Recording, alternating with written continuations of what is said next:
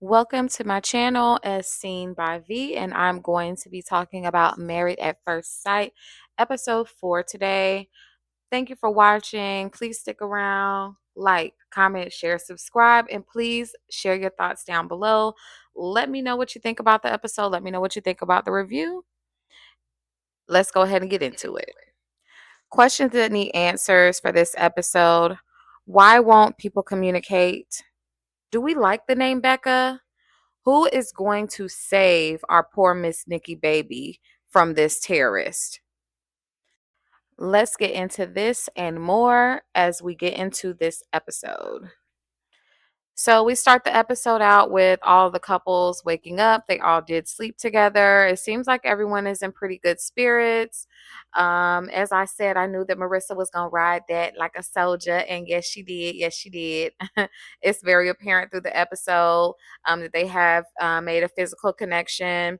We really don't get to see much of them this episode, which sometimes is a good thing. Sometimes that's a foreshadowing of more troubles to come or more drama to come with the couple. But for right now, it seems like they're really getting along. Like all we really get to see about them is they have this beautiful spread of food out there and they're making little funny videos together. They're sitting by the pool looking real cool together. So we love to see it. So we're going to get right into Michelle and Cameron. We don't have too much from them this episode, but I again think Michelle is just cute as a button. She expresses that she is attracted to Cameron, as we know he is attracted to her. She does open up to him about her having some fibroid issues, and says fertility could be harder for her, and she's open to adoption because it might not be as easy as it is for other women, and there could be a possibility of miscarriages. He says that, he has an adopted sister and she's great, but he doesn't quite indicate that that's something that he would want or if that's something that he's open to. Sometimes when people respond like that, it's almost like they don't want to make you feel bad in the moment. They want to not make you feel rejected in the moment. So I wonder what his true feelings are around adoption and around kids. He did acknowledge that, hey, life isn't perfect. So, I can't just expect for everything to be cut and dry, which is the reality. Um, and also, I just feel like if it's meant to be, it will be. Um, what doctors say, in my opinion, as a faith-based person is not the end all be all. I've seen it where someone has gotten their ovary removed and they have gone on to have 3 children in real life. So I wish them all the best if they do stay together or whatever she does, or whoever she's with, that she has a healthy, happy pregnancy. We're going to go ahead and move on to let's go with Nick and Courtney, the bodybuilder. So we see them kind of wake up together, and through the episode, we realize that Courtney is having some struggles with Nick's personality, is the best way to put it. She's a really strong woman, she's a bodybuilder, so we see her kind of like, oh dang, I actually was telling the experts that I wanted a handy person, like a person who's good with their hands, and he's saying, look, that's not me, but I can figure it out though. He did seem like he was willing to figure it out, but like Courtney is ready to scratch her damn eyes out. Like she's talking about how she's pretty bored with him. She's trying to get some goofiness and some fun out of the conversation, out of their interactions, and she's just not seeing it. She's not seeing a lot of energy from him, and she's not having fun at all. On his end, he thinks they're getting along quite well. He mentions how he's attracted to her a lot, but it just doesn't seem like she's getting what she needs. But also, what I'm noticing is that these couples are not communicating. I don't understand, why is it so hard for Courtney to just sit there and tell Nick, hey, I want to have more fun. How can we have more fun in our relationship? This is the way that I like to be with my partner and interact with my partner, like let's try to just let our hair down and be funny, silly, goofy, or be more active or just have more fun. Like I have been seeing that a lot this episode from the couples, and Courtney is literally driving herself crazy and saying that she's not getting what she wants, and she's saying she doesn't want to make him feel bad, but Don't you think it's going to make him feel bad when he sees how much you're talking shit about him behind his back? Don't you think it's going to make him feel bad when he's going to see that there were all these things that you were feeling and thinking, but you weren't telling him any of that? Don't you think it's going to feel bad when he's consistently being confronted with maybe weird energy from you because you're holding back what you're actually feeling? Like, I don't understand people who want people to be mind readers. Like, and I don't think that this is such a big issue to where you cannot communicate. So, in my opinion, Courtney is causing her own harm by simply not communicating with Nick. I mean, just looking at Nick, I think he has it in him. I think that he has a lot of personality actually from the men's mixer at the beginning. He was one of the most talkative and vocal people. And obviously, he's done all these reality shows. I mean, he's done RuPaul's Drag Race, for God's sakes. Like, I'm sure he can be fun, but maybe you just need to kind of like bring it out of him or something. So let's skip right over to the next couple, Belle Jolie. They have now named themselves Becca, and I'm loving it, loving it, loving it. Um, so one thing I wrote down is that Belle Jolie is so beautiful without makeup. Like, give some claps for my girl. Um, but we kind of jump into them just kind of like waking up. They're having a conversation about how they're kind of feeling friendship vibes with each other. It seems like that's the theme of their dynamic this episode. Um, he's saying that we have like a lot of similarities, and he said it kind of feels like, I'm talking to my home girl, and I can say, hey girl, spilling tea, like she's a best friend. But he does say that he likes her creative side. She says she likes his sense of style. I just think her personality is so adorable. I love her, but I will say I was not feeling the wig, boo. I think that she need to throw that wig away. At least when she was at the pool. I think that when they met the other couples, it looked a little bit better, but it was just looking real thick and stiff at the front. I didn't like it. Her natural hair was doing it for me. I think that this is just a wig. I wouldn't wear that one no more, boo. It's a little bit too harsh for her beautiful, her beautiful soft face. Anyway, she is feeling a little bit unsure about their connection. She wants to make sure that they're not just going to stay in the friendship stage. So she even brings up like, are you going to leave me? And he's saying, I really don't have any reason to leave you. And um then, we see some moments of him like admiring her body on camera and her doing little stuff for him, which was pretty cute. But she, really opens up to him, and this is what the other couples need to look at and listen to. They could learn something from Miss Becca Jolie. Okay, I'm in Belle Jolie, my bad. They could learn something from Miss Belle Jolie, because she says straight up, like, I, am liking the fact that we're building a friendship first. We know that she said that that's what she wants, but she said, I also don't want to get stuck there. So, don't feel like you can't, make a move on me. You know what I'm saying? Come up here, touch me a little bit. You know what I'm saying? Maybe kiss on me a little bit. Don't think you can't do that. I'm not going to shut you off or reject you. But I just want you to lead. I'm comfortable with you leading. If you lead me there, I'm gonna follow you there. So she pretty much saying, baby, I like you. I think you look good. I'm attracted to you. I like what we're building, but let's go ahead and take it to the next level. For them, I love that they have given themselves a name, Becca. I don't know if I like Becca. Do I like Belka better, maybe? Or Mecca Jolie? I don't know. Becca is cute though. Um, but I just want to see them be able to go past the friendship stage. I'm a little bit confused because it seemed like he was so like into the physical and the kiss and everything, and it seems like he's retracted so much from where he was during the day of the wedding. So I don't know why that's the case.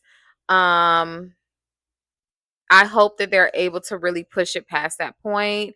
I mean, a little bit later in the episode, they do talk about how they've had a little bit of a makeout session. It got a little hot and heavy, or maybe it got heavy but not hot. I don't know. But that was that. And she said she's starting to have the feels, y'all. And I really don't want this to be a relationship that does not make it. I think they have so much potential. And it's like, who wouldn't want to be best friends with their partner? Like, I feel like that's the best foundation to make. But I don't know. Is there a thing where men don't want to see their friends as their partner or their partner as their friend? Because I will say that with Belle Jolie and Nikki, they're all like, yeah, let's start with the friendship. And I think a lot of women do say they want to start with a friendship, but I see a lot of men that don't actually like that type of dynamic. They prefer it to all be one or the other sometimes. So hopefully this couple can make it past this little hump that they're going through. Um Let's go ahead and get into the next couple. We're going to go to Caitlyn and the rugby player. Why don't I know his name by now? I have no clue why I don't know this man's name. All right, I'm gonna figure it out though. Okay, so they are already a little bit touchy, feely, lovey-dovey with each other. The scene opens up with, him caressing her hand and, them just kind of being close on the couch. And we kind of see a little bit later that she's needing a little bit more of a time to adjust to the whole idea of being in a marriage with someone who she's never met before, which I think is reasonable. But again, the communication is very much so lacking. I would say on her part and his part. They do have a little sit down, and she says, I would not have been open to be intimate the first night. He says that he has done one night stands, but he doesn't seem bothered by their lack of intimacy right now. She describes herself as having this black cat energy, and he has described himself as being a golden retriever. I love a golden retriever. I love it, love it, love it. He describes that his cup gets filled by filling other people's cups. And she says, that's good, but I want you to also be open to telling me what you need so that your cup gets filled as well. He does describe wanting quality time. And she's really describing that she got everything she wanted. She's happy. He's very emotionally aware. She's not so in touch with her feelings, which we're kind of seeing that Caitlyn is very much an independent person. I guess we could kind of gotten that vibe already. She does have like a few different jobs, honey. So she just seems very self-sufficient. So I mean, I can relate to that. It seems to me like they have a similar energy or way of communicating, or it just seems like they'll be able to understand each other if they actually communicate. But I think that there is this kind of like disconnect or discomfort with not being willing to do that right now with them. There is an incident where she gets up and goes to the gym by herself. And apparently they decided that they were going to go to the gym together. And he figured out like, okay, well, I guess she just needed her alone time, but she didn't communicate that with me, and so he has an issue with that, and I 100% agree. I think it is very normal to feel disappointed that you thought that you were going to be doing something as a new couple together and you feel like a little bit rejected or a little bit left out by your partner just going on without you, and you're like kind of confused as to why that happened. And again, we see that she's saying that she just needs time to adjust and he wants to jump in head first. Again, this is something that happens with men. Men just have this real true desire to just rush in head first. And a lot of the times, women have to be the ones that set the pace, and men don't always like that. Um, I will say that on his end, he also needs to communicate, because he mentions at the couples mixer that he hopes that by listening to other couples that she will know what he needs. And to me, where is the logic in that? That's what I'm thinking. Where is the logic in this statement? By listening to other couples, she will know what I need. No, no. You need to communicate what you need to her. This is not Inspector Gadget. This is not Blue's Clues. This is not Survivor. You need to be clear, right? Explain to her what you need. She needs to explain to you what she needs, which is like, hey, I need some time to adjust to this. I can get there with you, but I need some time. And I think that she has said, she's more of a slow burner. But I feel like sometimes maybe it takes a few times for somebody to really understand what you're meaning. Maybe she should just communicate and say, I need an adjustment period. You know, I am very independent, so it's going to take me a little bit of time. And he just needs to continue to reiterate that, hey, like, I'm willing to give you some time, but I also really do respond well and I feel bonded to somebody through quality time and physical touch. So let's work on this together. You know, both people should be able to get what they need, excuse me, but I think that they both need to work on communication. But I have a lot of hope in this couple that they're going to be able to get there. We're going to go ahead and move on to the next couple. So our next and last couple is Miss Nikki Baby and Shawn, the Freakazoid, who is just, I don't even know what to say about Shawn at this point. I mean, in the morning, he brings her coffee and she looks amazing. She is a beautiful woman. He starts out by saying, he realizes that he needs to back up. And I agree. You need to back up and give Miss Nikki Baby 50 feet at least. Okay. Actually, after seeing this episode, he needs to give her more than 50 feet. But we're going to go ahead and just ease our way into that. So he acknowledges that he should back up or slow down. But I noticed that he continued to make some sexual innuendos, like they're in the elevator having their cute little couples cam moment. And he's like, clothes, take them off, and then he says, oh no, I just mean take them off, like we're going to the pool and you can't go in the pool with all your clothes on. Okay, sir. Anyway, he is very complimentary. Seems like she woke up in a really good mood. They held hands, she said, when they were sleeping, and she again says attraction can grow. It was nice to see them jumping on the bed like kids. I did notice at the pool that he was seeking some validation, that she finds him attractive, and she honestly just cannot give him that right now. Um, he's talking about, this speech that to me it's some BS, that he was not in this process um for about what the person looked like at the end of the aisle. It was about a divine soul connection and our souls intertwining, and this just being the divine time for us to meet through this process.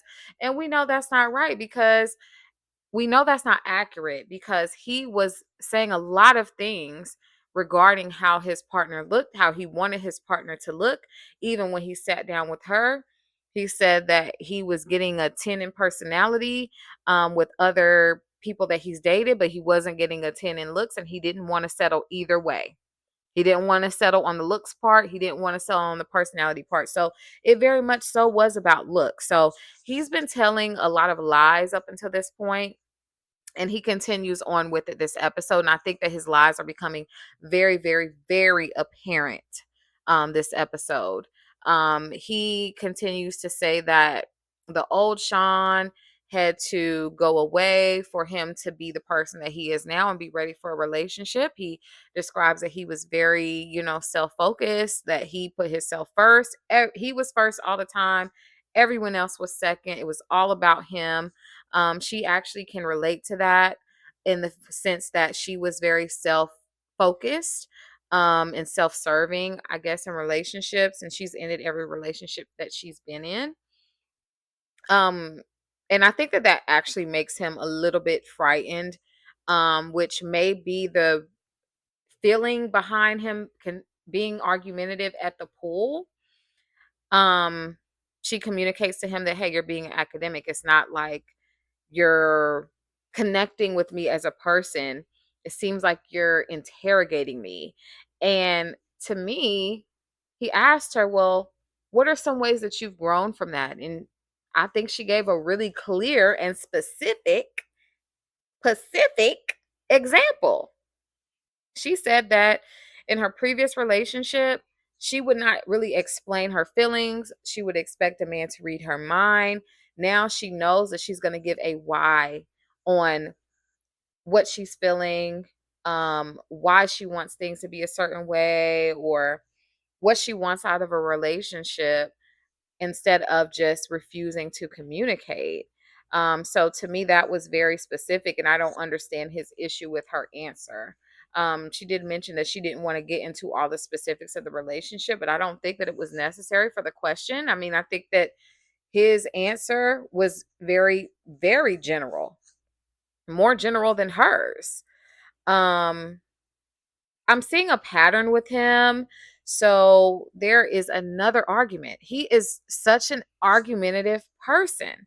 He's being argumentative at the pool. He's being argumentative during the couples cam moment. He's being argumentative during the sit down after the couples cam moment. And to me, what I'm seeing is the establishment of a cycle of abuse. And I am not joking when I say that. He is flying off the handle. He's going the hell off. And then the next morning, he comes back and starts to take this fake accountability and pseudo apologize for how things went, but he doesn't actually mean any of it. And so he's disarming her. So in the morning, when he came and he said, I need to back off and slow down, it's like you're acknowledging that, hey, yeah, I was doing too much, but you still then continue to make the sexual innuendos. Okay. Then after the couples cam moment, he comes back to the sit down at the pool and he's saying, things went left, fake taking accountability and trying to get her to kind of, I think, back off a little bit of her holding him accountable. And I'm glad that she continues to hold him accountable, even though he's doing that. But it seems like it is a cycle at this point. It seems like he's trying to establish a cycle of him being able to go off, then come to some fake realization the next day, and then still go back to doing the same shit. Let's just get into what happened during the couples cam moment because he goes off because she says that she wants to wait a month or so before having sex. He's getting mad because she said initially when they talked about it that she was asking him a question, but now he finds out that she actually wants to wait. Sir, what's the freaking difference? What is the difference? He treated that like it was some sort of betrayal. It was not. He made it seem like he was mad because he was not involved in the decision making process. He doesn't really need to be involved in the decision making process because it is a decision about her own body. So when he is describing this situation to the guys later, he does mention that she says, my body, my choice. I do what I want to with my body. And she's absolutely right because he does not have any entitlement to her body when he just met her. And by him saying, oh, I'm not in this for the looks and, I need to back off and I need to back up, now you're flipping everything that you said and you're going off because you're realizing that you may not be able to get sex before the end of this experiment. So are you in this for sex or are you in this for a partnership? And I'm quite sick of him being argumentative, blowing up on her. I really think that she needs to get away from him and he's establishing that he is not a safe person to be around. He is always on the edge and he just gives me the type of energy that somebody who will stalk you after you break up with them. There are so many red flags with him.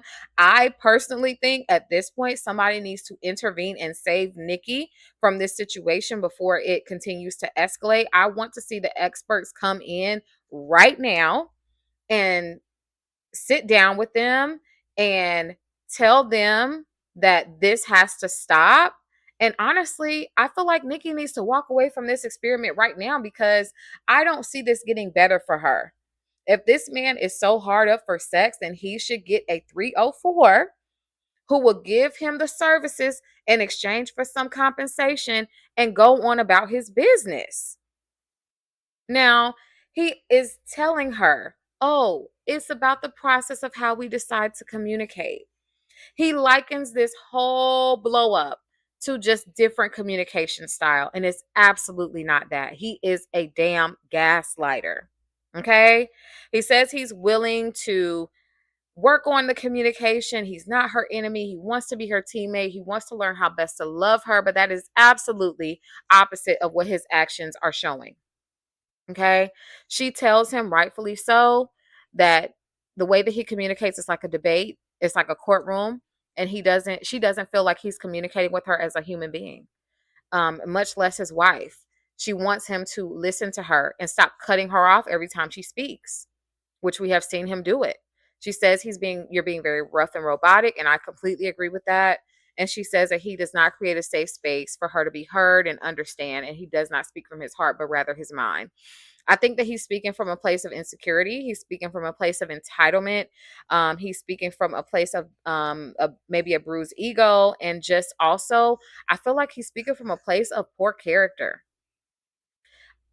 He goes on to talk to the guys about their blow up, and he is standing 10 toes down on the fact that he's mad about the communication and him wanting to be involved in this conversation about sex when he tells her something completely different. He's kind of massaging it to her like, "Oh, I understand. I just want to communicate with you better.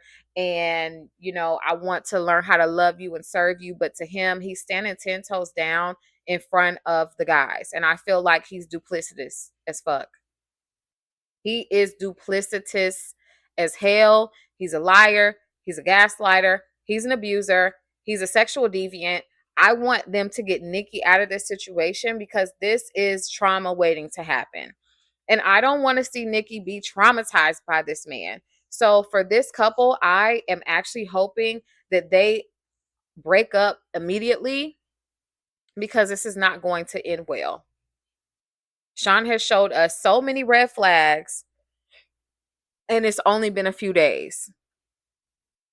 And I don't like that Nikki has to continuously communicate with somebody who is so far gone that it's going to be impossible for anything to work out between these two. I want to save Miss Nikki baby. So this episode, I am pretty disappointed.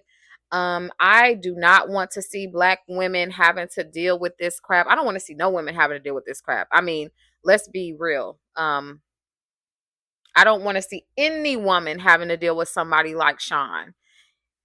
He has so much internal work to do. He is 100% not ready to be in a relationship or to be around any woman. I think that he needs to engage in some very intense therapy to figure out whatever he has going on, and he needs to stay away from women 100%.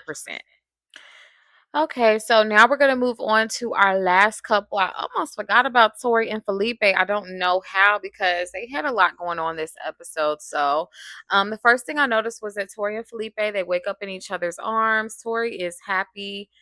She says she's so impressed with the matchmakers, and he says he is too. But he says he has had a fear of commitment or has a fear of commitment, which is weird, which is odd that you would come on Married at First Sight when you have a fear of commitment.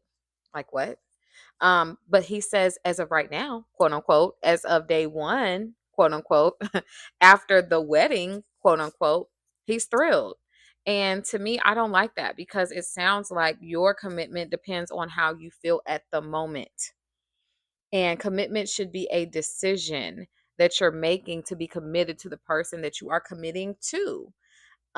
So of course, it's going to be easy to want to feel committed when you're on such an adrenaline high of being on Married at First Sight and just having been married, but that is not real life. That's not day-to-day life.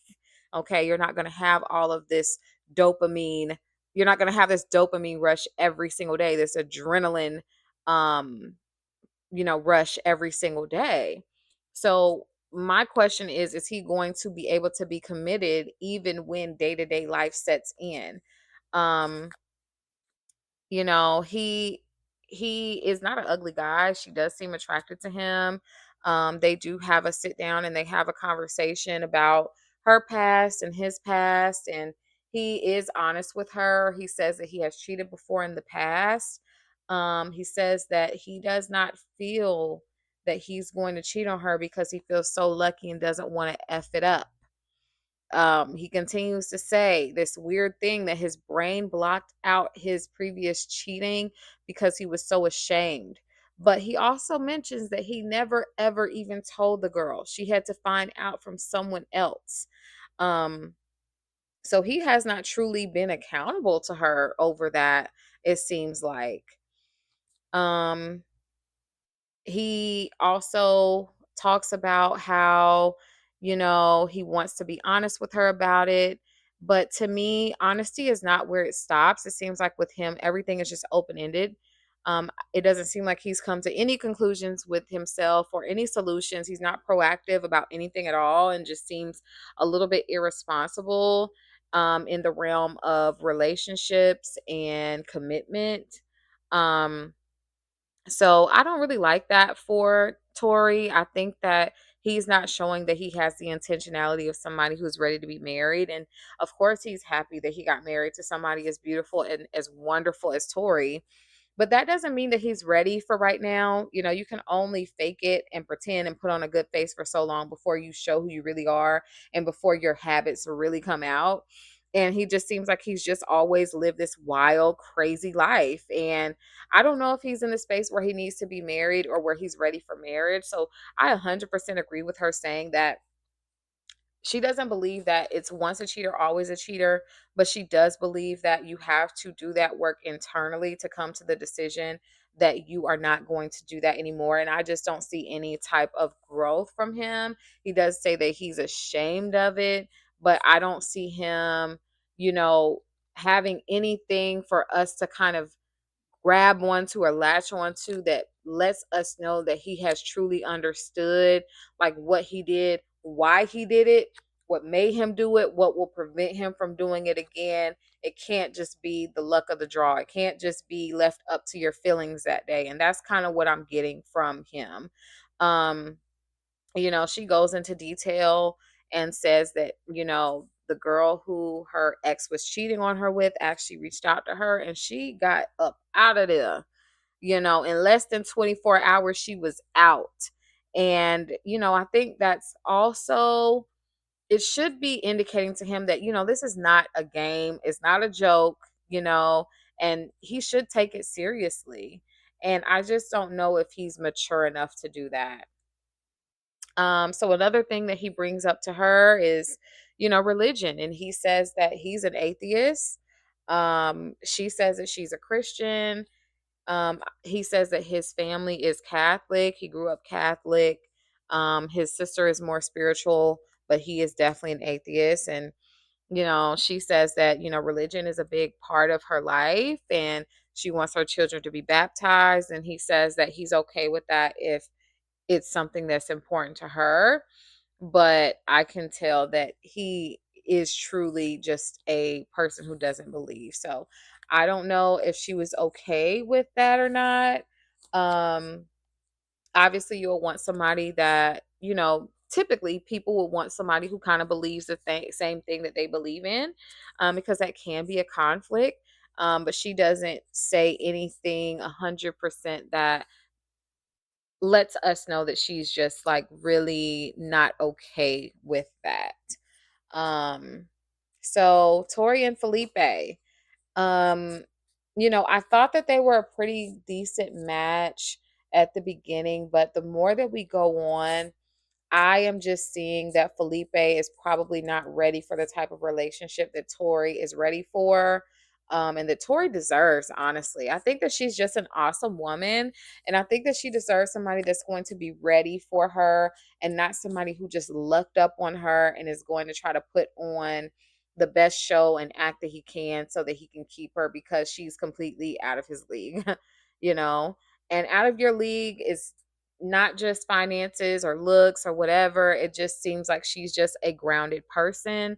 I think Adam even comments on how he thinks that Tori will keep him grounded, and keep him accountable during the marriage. And I really do feel like that's the case. But also, Tori shouldn't have to be anybody's mother either. I would love to see her with a man who is ready to be in a relationship and step up for her and treat her the way she needs to be treated. And we'll see what happens with this couple. But I'm not really feeling it. I think that she seems to be happy, and I mean, she's not expressed any true disappointment, but I don't know how this is going to end up for them. So, this was episode 4. This review was longer than I thought it was going to be. And I will be uploading episode 5 and 6 as soon as I watch them. I'm going to be watching it right now. But let me know what you think. As always, thank y'all for stopping by. Thanks for looking at this video. Like, comment, share, subscribe. Tell me what you think. All right, we out.